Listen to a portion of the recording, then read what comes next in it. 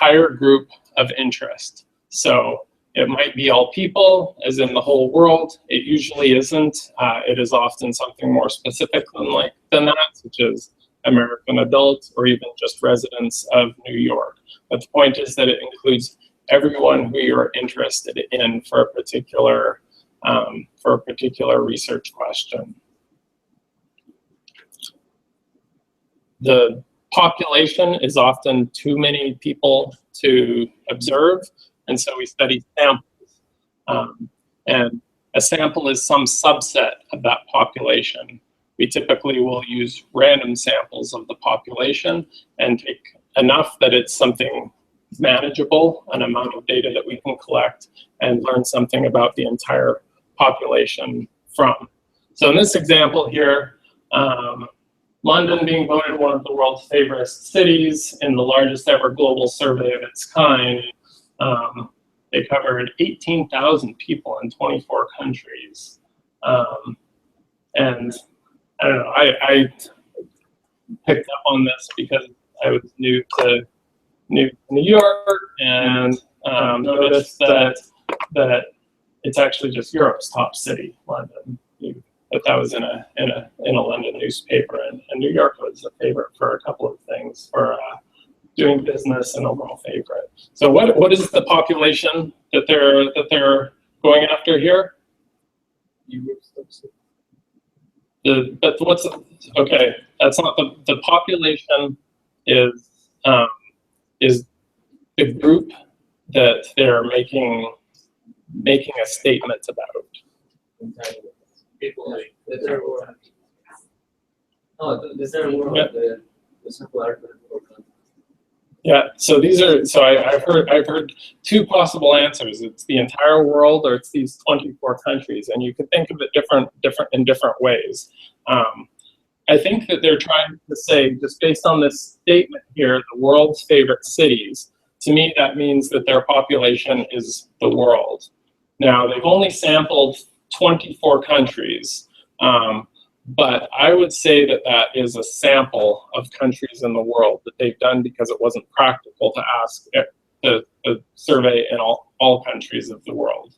So whether or not that's a representative sample of all the countries in the world, we don't know.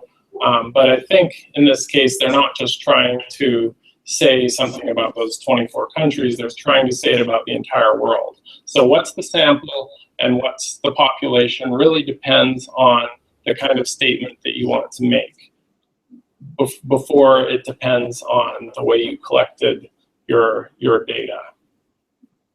Does that make sense?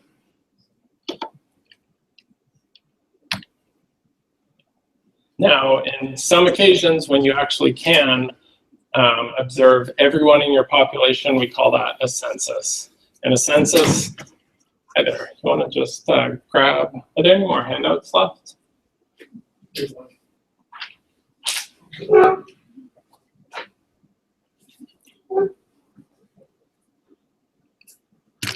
So when you observe everyone in the population, it's a census.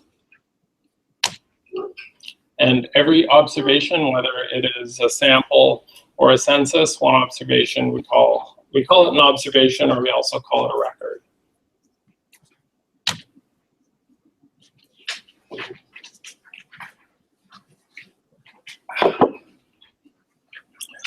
Descriptive statistics is just that. It's taking something complex and trying to make it so that your audience so that you can learn something about it and your audience can learn something about it. This is a nice famous graphic about the conquest of pestilence in New York City. It's the cover of one popular statistics textbook. And it's nice because it was done before computers. This is all hand-drawn. And it is showing on our x-axis, our independent axis, it is showing time. This is year. And on the y-axis, the dependent axis, it's showing deaths per 1,000 population.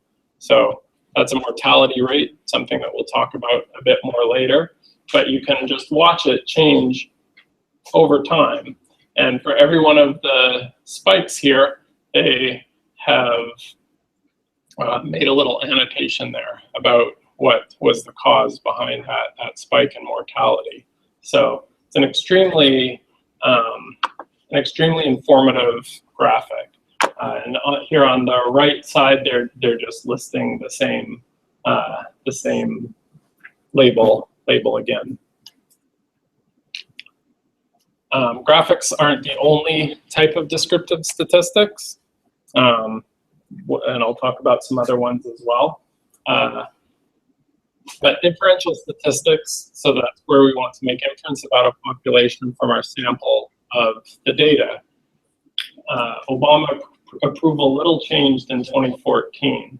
So this is based on several different samples. These are 4 different corporations doing different surveys. They have their own sampling methodologies. They're all trying to represent here. Let's see, it says polls testing Obama job approval. RVs equals registered voters, others based on adult population.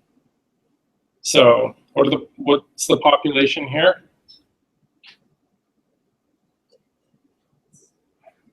Mm-hmm. Yeah, so some of them are. These two, CBS News and NBC Wall Street Journal, would be the American population. These ones that say RVs would be only the registered voters. And if it seems I'm belaboring a little bit the population sample difference, it's because it's actually more complicated than it sounds, and than it seems at first. It's not complicated, and I'm going to try to make it not complicated, but it's a very common source of confusion as we start getting into calculating things and summarizing things, and it becomes very important to keep in your mind whether the numbers that you're talking about right now, whether these are numbers representing the sample or the population. And so I'll be keeping this point very clear throughout the course. Yes? Just a question about the graph. If only 2 are registered voters and the other 2 are just American population, are you able to compare these? So the question is, are you able to compare these? Because 2 of them are registered voters and 2 are the adult population. It's a very good question, and it's not clear up front whether those would be comparable. It looks from this graph like they're pretty comparable, but that would be a question of inference, and that's a question that that we could ask using inference to say whether the population of registered voters has a different approval of Obama than the overall population. And using these data, that is something a question that we could ask and make a conclusion on. By eye, it looks like they're comparable, but looks can be deceiving. I don't think they're too deceiving in this case. I would say, yeah, they look pretty comparable.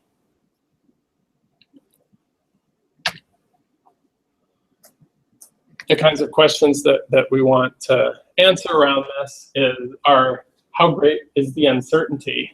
I mean, you see these 4 lines here. One of those lines doesn't give you any measure of uncertainty. It's just a single data point there. So, we don't know how many, maybe one of these polls, someone just asked 2 people and gave a percent. Probably they did more than that, but we don't know. We don't know how much uncertainty is on there, and we also, well, we're never going to know all of the sources of uncertainty, but we're going to think about the sources of uncertainty, and some of them we can quantify.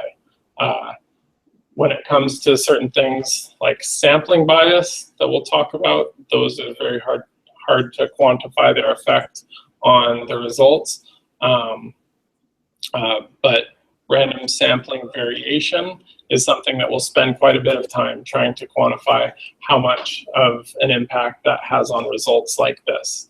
If we went out and did the exact same study again, how much different would we expect the result to be, for example? Just a few other examples, common things we use statistics for. Does an experimental treatment for cancer work? That would probably be an inferential type of question. Is cycling in the city becoming more dangerous? Could be both description and inference. Do public health issues differ across the city? Another question that could involve both description, maybe mapping things out across the city, as well as inference.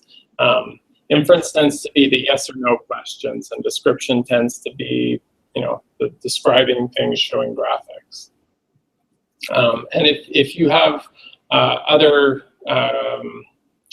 examples, especially from your own work and own interests, I think we'll all be interested in hearing them. I know I will be.